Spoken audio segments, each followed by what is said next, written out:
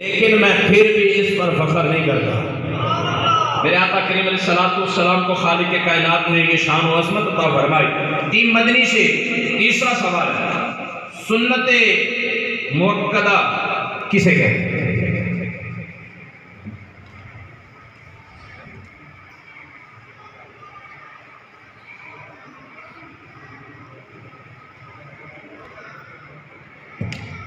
سنت موقع وہ کہ جیسے رسول اللہ صلی اللہ علیہ وآلہ وسلم نے ہمیشہ کیا ہو، البتہ بیان جواز کے واسطے کبھی ترک بھی فرمایا ہو، یا وہ کہ جسے رسول اللہ صلی اللہ علیہ وسلم نے کرنے کی ترغیب فرمائی ہو مگر جانب ترک بالکل مسدود نہ فرمائی ہو۔ اس کا ترک اطاعت اور کرنا ثواب، اور نادم ترک عتاب اور نادم ترک عتاب، اور چند بار ترک مستحق عذاب ہے۔ اور اس کی سنت موقدہ کو ترک کرنے کی عادت بنا لینا یہ مستحق عذاب ہے۔ تو سنت موقدہ ترک کرنے کی عادت نہیں ہونی چاہیے۔ آپ کا جواب بالکل درست ہے۔ چوتھا سوال ٹیم مکی سے، صراط کیا ہے؟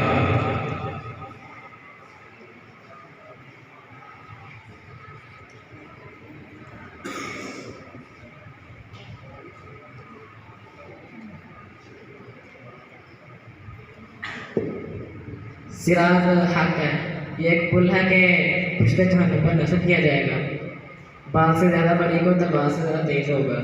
تمام سب سے پہلے حضرت محمد صلی اللہ علیہ وسلم سے گزریں گے، پھر انبیاء، اور پھر یہ امت، اور پھر امتیں گزریں گی۔ سبحان اللہ، آپ کا جواب بالکل درست ہے۔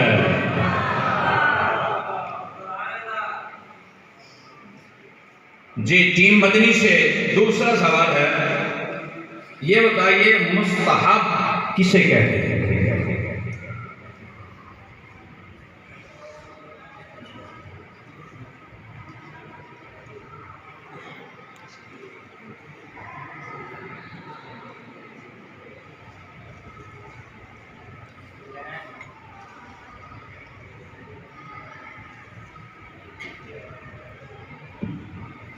مستحق وہ ہے کہ جس کا کرنا شرع کو پسند ہو اور ترک کچھ ناپسند نہ ہو، کہ خود رسول اللہ صلی اللہ علیہ وسلم نے اسے پسند فرمایا، یا اس کی ترغیب دی، یا صحابہ کرام نے اسے، یا علماء کرام نے اسے پسند فرمایا، اور اس کا کرنا ثواب، اور نہ کرنے پر کچھ مطلب کچھ نہیں۔ مستحب ایسا عمل جس کا کرنا ثواب اور نہ کرنا گناہ نہیں ہے۔ اگرچہ احادیث میں اس کا تذکرہ نہ آیا ہو، لیکن علماء کرام اس کو پسند فرماتے ہوں جو اہل علم حضرات ہیں۔ آپ کا جواب بالکل درست ہے۔ ٹیم مکی سے پانچواں سوال ہے، یہ بتائیے مکروہ تحریمی کسے کہتے ہیں؟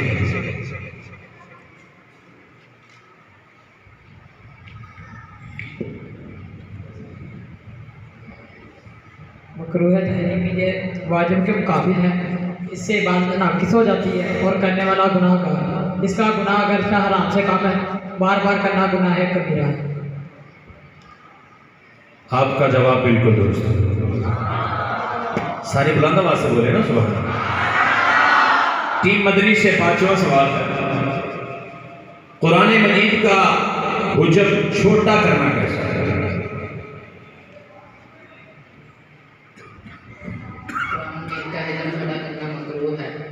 بار مکتوب والے تعبیر قرآن مجید چھپواتے ہیں کہ اتنا طریق ہوتا ہے کہ پڑھنے میں بھی نہیں آتا، اور گلے میں لٹکانے کے لیے بھی قرآن مجید نہ چھپوایا جائے کہ اس کا عدد بھی بہت کم ہوتا ہے۔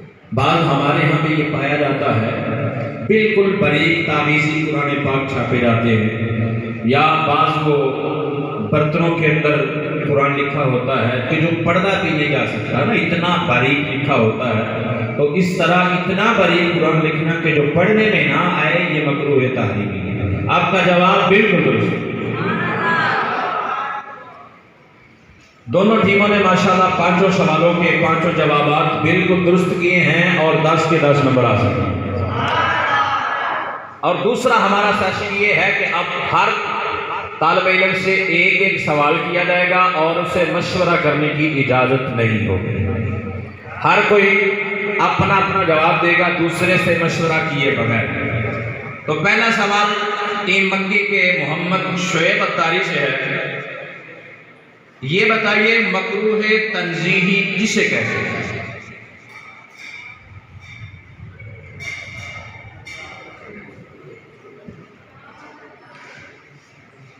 وہ جو نظر شرع میں جس کا کرنا پسند نہ ہو، نہ کہ اس حد تک کہ اس پر کوئی وعید ادا فرمائی گئی ہو. آپ کا جواب بالکل درست ہے. ایسا کام کہ جو شرع میں ناپسند ہے لیکن اس پر عذاب کی وعید نہیں، تو ایسے کاموں سے بھی بچنا چاہیے جس کو شریعت ناپسند فرماتی ہے. علماء کرام تقوی کی ایک وضاحت یہ بھی فرماتے ہیں، تقوی کا مطلب یہ ہے، اللہ سے ڈرنے کا مطلب یہ ہے کہ جہاں رب العالمین بندے کو دیکھنا پسند کرے بندہ وہاں نظر آئے، اور جہاں رب العالمین منع فرمائے بندہ وہاں کبھی نظر نہ آئے. تو وہ بھلے اس پر عذاب ہو یا نہ ہو، لیکن ہمیں جس چیز کو شریعت ناپسند کرتی ہے اس سے بچنا چاہیے. ٹیم مکی کے محمد سلطان اتاری سے سوال ہے. یہ بتائیے سورۃ الفاتحہ کو سورۃ الحمد کیوں کہتے ہیں؟ کہ اس میں اللہ عز و جل کی حکم بیان کی گئی، اس لیے سورۃ الحمد ہے. کچھ اور بھی ہے اور یہ الحمد سے شروع ہوتی ہے، اس وجہ سے اس سورت کی ابتدا الحمدللہ سے ہوئی. اس مناسبت سے اسے سورۃ الحمد یعنی وہ سورت جس میں اللہ تعالیٰ کی حمد بیان کی گئی ہے. چلیں جواب ان کا بھی درست مان لیتے ہیں. دوسرا سوال ٹیم مکی کے محمد اویس اتاری سے. سورۃ الفاتحہ کے نزول کے حوالے سے علماء کیا فرماتے ہیں؟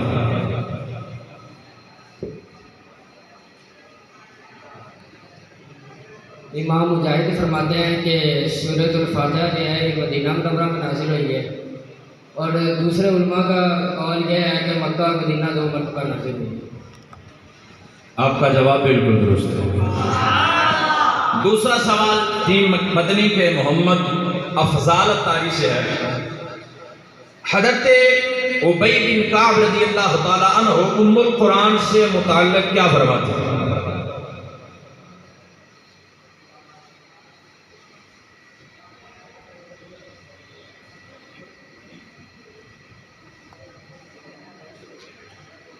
سے روایت ہے کہ رسول اللہ صلی اللہ تعالیٰ علیہ وسلم نے ارشاد فرمایا، اللہ تعالیٰ نے تورات اور انجیل میں ام القرآن کی مثل کوئی صورت نازل نہیں فرمائی. آپ کا جواب بالکل درست ہے. تیسرا سوال ٹیم مکی کے محمد سید محمد عتیق الرحمان سے ہے. یہ بتائیے سورۃ الشفاء سورۃ الفاتحہ کو کیوں کہا جاتا ہے؟ شفا کے باعث ہونے کی وجہ سے سورہ فاتحہ کو سورہ شفا اور شافیہ کہا جاتا ہے. آپ کا جواب بالکل درست ہے. تیسرا سوال محمد ضیاء الحسنین اتاری سے ہے. یہ بتائیں نماز میں سورۃ الفاتحہ پڑھنے کا کیا حکم ہے؟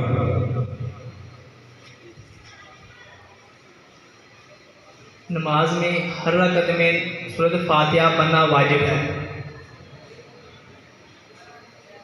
پھر سے غور کر لیں.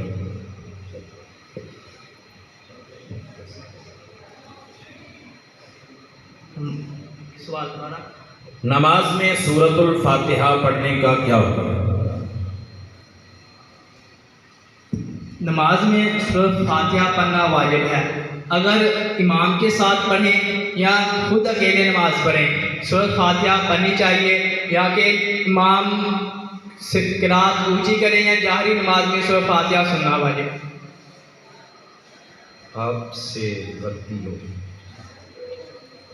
امام اور تنہا نماز پڑھنے والے اپنی زبان سے سورہ فاتحہ پڑھیں گے، جبکہ مقتدی امام کے پیچھے خاموش رہے گا اور جہری نماز میں اس کی قرات بھی سنے گا، اور اس کا یہی عمل پڑھنے کے حکم میں ہے. تو کچھ آپ نے سنایا ہے، کچھ غلطی کی ہے، چلیں اس پہ آپ کو 1 نمبر دیا جاتا ہے۔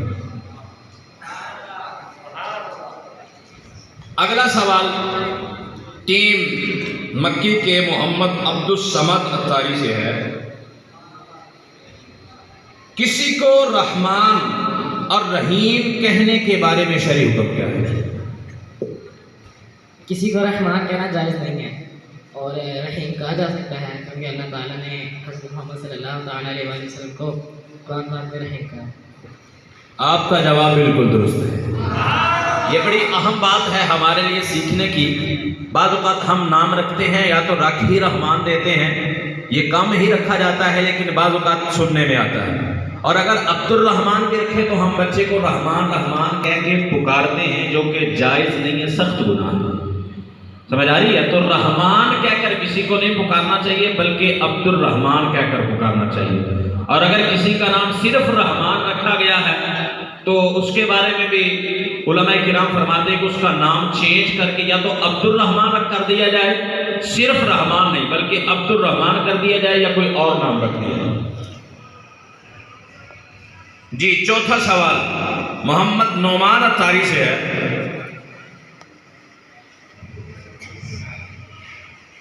سورۃ البقرہ کی آخری 2 آیتوں کی کیا فضیلت ہے؟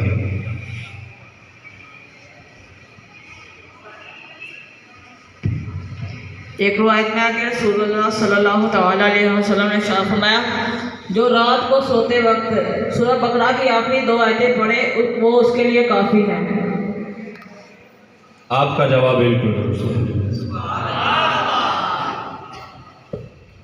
اب تک سوالات کے سیشن کے اندر دونوں ٹیمیں اچھا مقابلہ کر رہی ہیں۔ ٹیم جو مدنی ہے ان کی طرف سے 1 نمبر کم ہوا ہے، ٹیم مکی کے 18 نمبر ہیں اور ٹیم مدنی کے 17 نمبر ہیں۔ اشعار کا ایک سیشن ابھی باقی ہے، کوشش کریں تو مقابلہ جیت سکتے ہیں۔ ابھی چاروں طلبہ سے ہر ٹیم کے چاروں طلبہ سے 1 سوال کیا جائے گا، مشورہ کرنے کی اجازت نہیں ہوگی۔ اپنا اپنا شعر کا جواب دیں گے۔ محمد شعیب اتاری جواب دیں گے۔ اے شوق طیبہ، اے شوق دل یہ سجدہ گر ان کو روا نہیں، اچھا وہ سجدہ کیجئے کہ سر کو خبر نہ ہو۔ سبحان اللہ۔ جی محمد سلطان سے سوال ہے، فرماتے ہیں یہ دونوں ہیں سردار دو جہاں۔ سبحان اللہ۔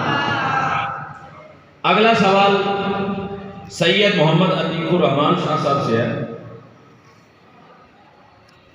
یا الہی جب سرے شمشیر پر چلنا پڑے،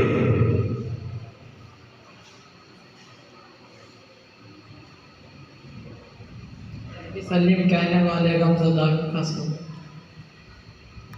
پھر پڑھے۔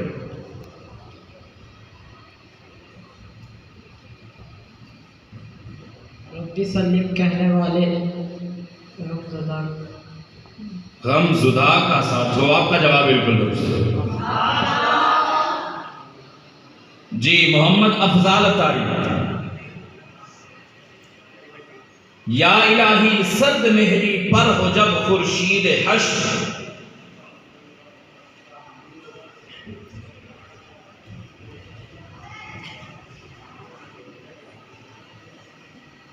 سید بے سایہ کے ذل لوا کا ساتھ ہو۔ آپ کا جواب بالکل درست ہے۔ جی اگلا سوال محمد اویس اتاری سے ہے۔ دوسرا مصرع میں پڑھوں گا، آپ اس کا پہلا مصرع پڑھیں گے۔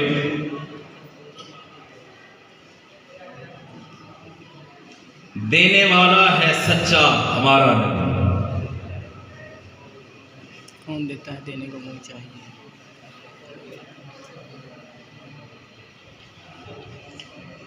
کون دیتا ہے دینے کو منہ چاہیے، دینے والا ہے سچا ہمارا نبی۔ کون دیتا ہے دینے کو منہ چاہیے، دینے والا ہے سچا ہوا۔ آپ کا جواب بالکل درست ہے۔ یہ تیسرا سوال محمد ضیاء الحسنین سے ہے. دوسرا مصرع میں پڑھوں گا، پہلا آپ نے پڑھنا ہے. نور وحدت کا ٹکڑا ہمارا نبی.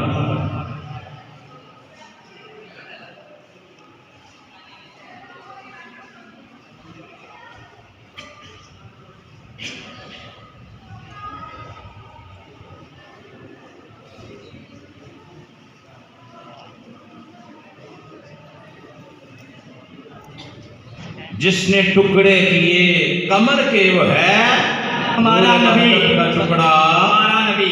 ہمارا نبی. آپ سے غلطی ہو گئی جناب، آپ کا ٹائم ختم ہو چکا تھا. جی آخری سوال ہے محمد عبد الصمد سے.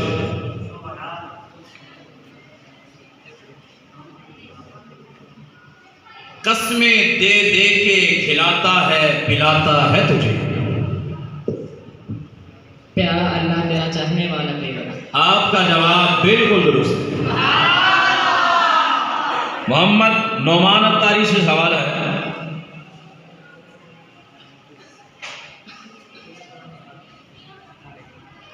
کیوں نہ قاسم ہو کہ تو ابن ابی القاسم ہے.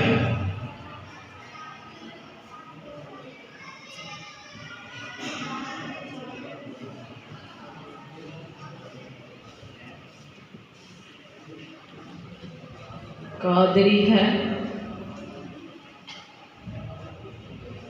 مختار بالا تیرا. کیوں نہ قاسم ہو کہ تو ابن ابی القاسم ہے. 6 سیکنڈ بعد کریں.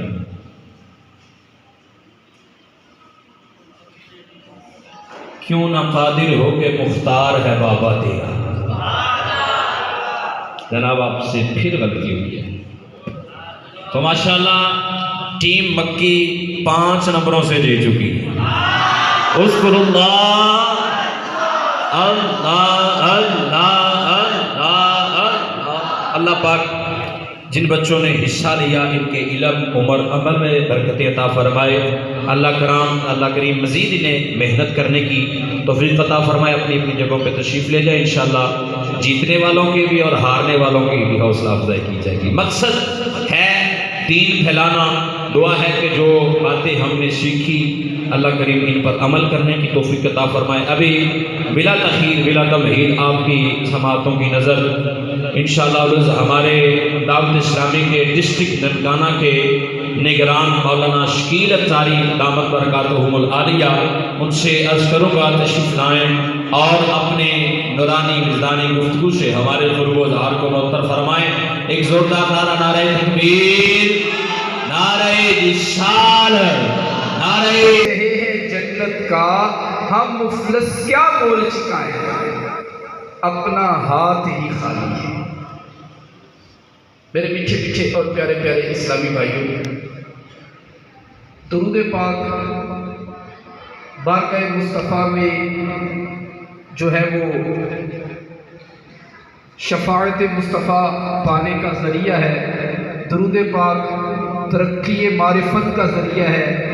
درود پاک گناہوں کو بخشوانے کا ذریعہ ہے اور درود پاک اللہ کی رحمت پانے کا ذریعہ ہے اور درود پاک جو ہے وہ اللہ کی بارگاہ میں درجات بلند کروانے کا ذریعہ ہے. تو ہمیں چاہیے کہ ہم اپنے آقا مولا صلی اللہ علیہ وسلم کی ذات بابرکات پر درود پاک پڑھتے رہا کریں. صلو علی الحبیب صلی اللہ علی محمد وعلی آلہ وصحبہ وبارک وسلم.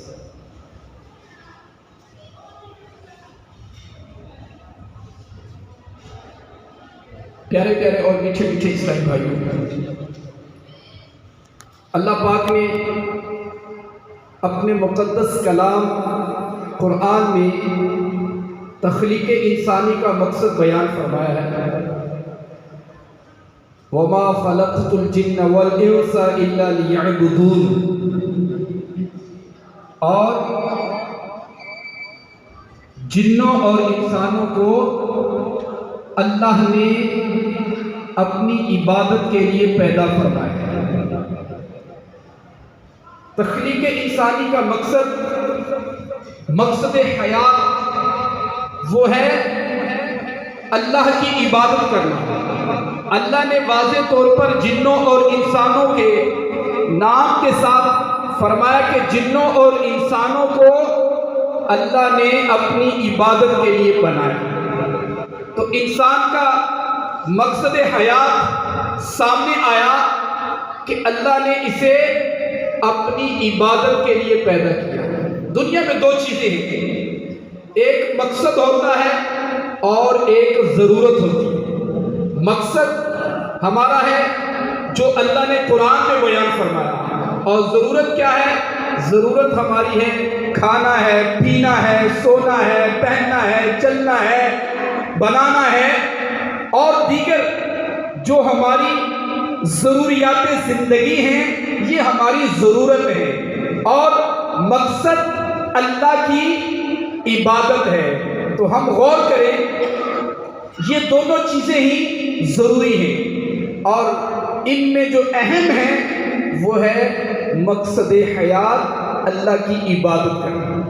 لیکن فی زمانہ آج انسان اللہ کی طرف سے جو ملا ہوا مقصد ہے اس کو پس پشت ڈال کر اپنی ضرورت کے پیچھے لگ کر وہ اللہ کی یاد سے غافل ہو جاتا ہے۔ حالانکہ حدیث پاک میں آتا ہے، اللہ کے پیارے نبی محمد عربی رسول ہاشمی صلی اللہ علیہ وسلم نے ارشاد فرمایا کہ دو بھوکے بیڑیے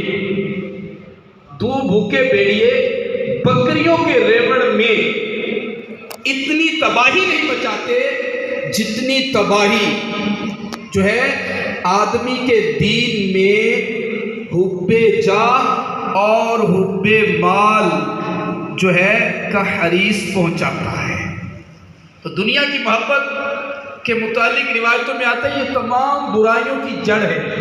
آج یہ دنیا کی محبت ہے کہ جس کے پیچھے انسان قتل و غارت کرتا ہے، یہ دنیا کے پیچھے ہی انسان ظلم و زیادتی کرتا ہے، یہی دنیا ہے جس کے پیچھے انسان دوسروں کی زمینوں پہ قبضہ کرتا ہے، یہ دنیا ہے جس کی خاطر انسان ملاوٹ کرتا ہے، ہیرا پھیری کرتا ہے، اور اسی دنیا کی وجہ سے انسان کیا کرتا ہے؟ دوسرے کے حق مارتا ہے، اور پھر اللہ تعالیٰ کے حقوق کی بھی وہ پرواہ نہیں کرتا، بلکہ اس کے سامنے دنیا ہوتا ہے، اس کے سامنے دنیا ہوتی ہے، اس کے سامنے مال ہوتا ہے، اس کے سامنے عزت ہوتی ہے، اس کے سامنے شہرت ہوتی ہے، اس کے سامنے نام ہوتا ہے۔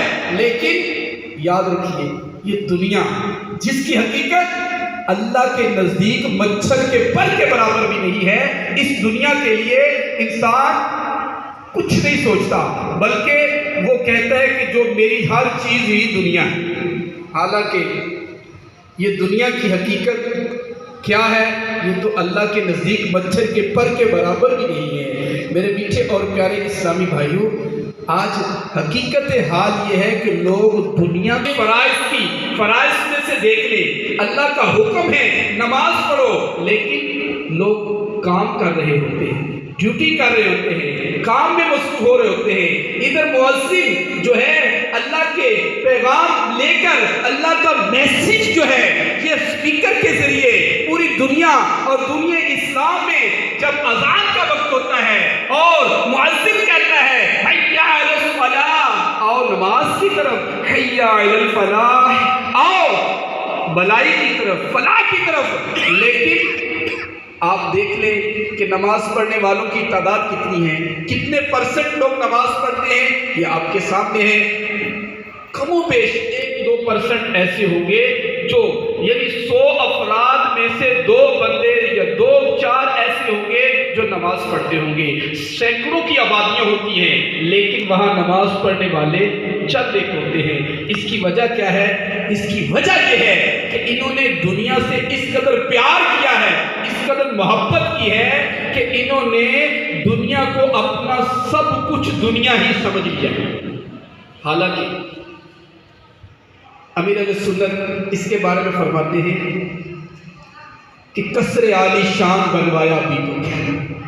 آج بڑی بڑی کوٹھیاں، بنگلے، جناب بڑے بڑے پلازے، تو بہت کچھ بنانے کی سوچ، پلاننگ، فکر رہتی ہے کہ میرے پاس مال ہونا چاہیے، فلاں جگہ میری ڈیفنس میں، فلاں جگہ یعنی دنیا کے جو مہنگے ترین ایریاز ہیں وہاں میرا جناب میری رہائش ہونی چاہیے. قصر عالی شان بنوایا بھی تو کیا، ڈھیر دولت کا بھی ہاتھ آیا تو کیا.